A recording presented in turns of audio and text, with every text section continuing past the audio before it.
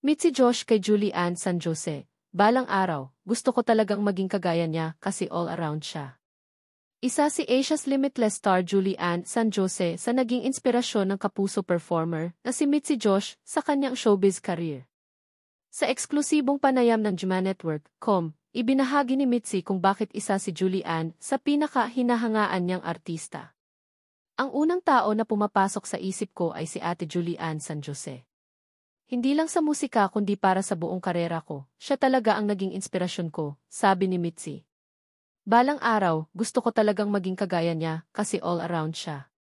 Talagang nag-a-act siya, sumasayaw, tumutugtog ng mga instrumento, at mahusay siyang kumanta. Gusto ko ring maging ganon balang araw, dagdag niya. Samantala, abala ngayon si Mitzi para sa debut single niya sa ilalim ng AV playlist, ang T Could Get Used to You, na mapapakinggan na sa lahat ng digital music platforms ngayong Biyernes, Agosto 16 na. Ito na ang pinakahihintay natin, lalo na ako kasi sobrang tagal kong hinintay na mailabas ang kantang ito.